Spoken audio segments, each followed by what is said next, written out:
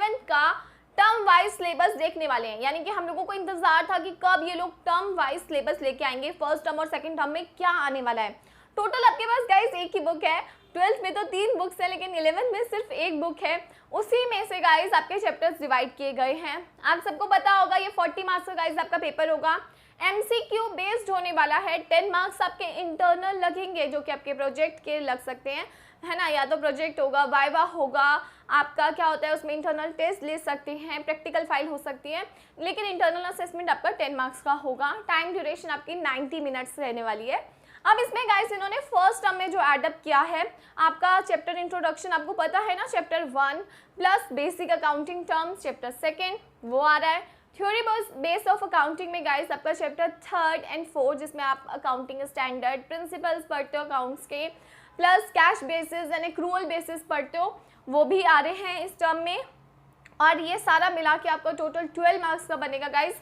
इसके बाद recording guys आपका एक प्रॉपर हेडिंग है जिसमें आप रिकॉर्डिंग में अकाउंटिंग इक्वेशन सीखते हो पढ़ना, मतलब आपके पास बुक में सबकी हेडिंग्स दे रखी है और उसमें चैप्टर इंक्लूड करें तो रिकॉर्डिंग भी आ रहा है गाइस, उसमें आपका वाउचर भी आ जाता है, उसमें आपका जनरल आ जाता है, कैश बुक आ जाती है, वो सारे चैप्टर्स गाइस आपके इसमें इंक्लूड करे गए हैं।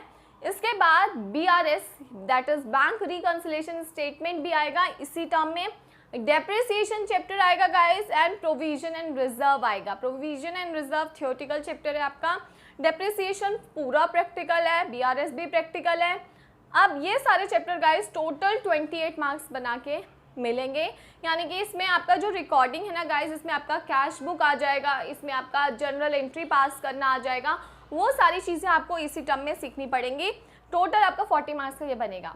अब इसके बाद के जितने सारे चैप्टर्स हैं जिसमें bills of exchange, trial balance, rectification of error, ये 3 चैप्टर्स आपके 12 मार्क्स में कवर किए गए हैं। फाइनेंशियल स्टेटमेंट गाइस जो आपके लास्ट चैप्टर बनते हैं, जो कि financial statement of sole proprietorship है, उसमें एडजस्टमेंट वाला नेक्स्ट चैप्टर है। उसके बाद financial statement from incomplete record है। तो ये 3 चैप्टर आपके टोटल मिला के 20 मार्क्स के बनेंगे। यानी कि आपका सारी चीज़ें आ रही हैं गाइस और 20 मार्क्स की बनेंगी।